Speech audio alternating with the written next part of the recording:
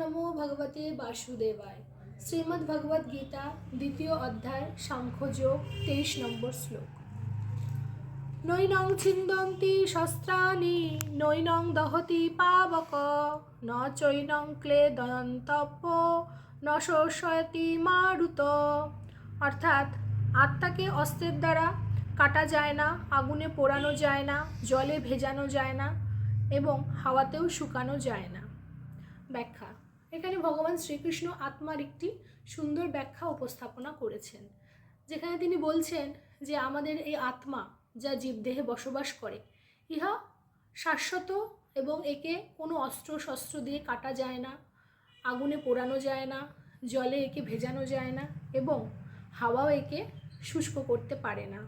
এখানে আমরা আত্মার কিছু চারিত্রিক বৈশিষ্ট্য বা এর বিষয়গুণগুলি জানতে পারি। 24 নম্বর শ্লোক।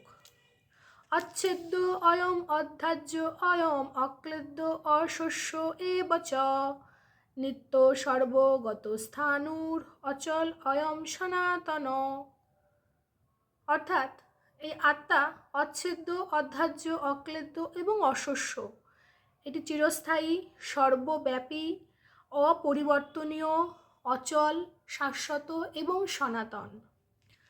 ভগবান শ্রীকৃষ্ণ এই শ্লোকেও আত্মারই কিছু বৈশিষ্ট্য আমাদের কাছে তুলে ধরেছেন, যেমন এই আত্মা চিরস্থায়ী, শাশ্বত, যার কোনো পরিবর্তন হয় না, যেটা অচল এবং সনাতন ইত্যাদি। শ্লোক নম্বর 25। অব্যক্ত অয়ম অচিন্ত অয়ম অবিকার্য অয়ম উচ্যতে তস্মাৎ এবং বিদিত্তা এনম ন অনুশোচিতম অর্হসি।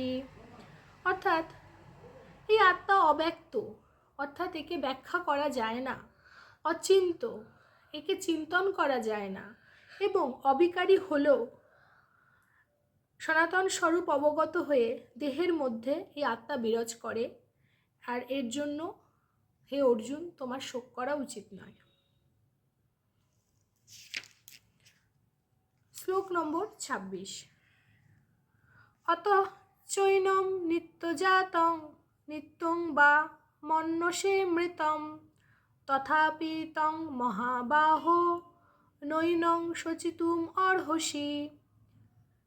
হে মহাবাহ অর্জুন, আর যদি তুমি মনে করো যে আত্মা বারবার জন্ম হয় এবং আত্মার মৃত্যুও হয়, সেই ক্ষেত্রেও তোমার শোক করা উচিত নয়। শ্লোক নম্বর 27। জাতস্য হি ধ্রুব মৃত্যু ধ্রুবং জন্ম মৃতস্য চ তস্মাৎ অপরিহার্যর্থে ন তম শচিতুম অর্হসি। যার জন্ম হয়েছে তার মৃত্যু অবশ্যম্ভাবী এবং যার মৃত্যু হয়েছে তার জন্মও অবশ্যম্ভাবী। অতএব অপরিহার্য কর্তব্য সম্পাদন করার জন্য কারোই শোক করা উচিত নয়। রাধে রাধে।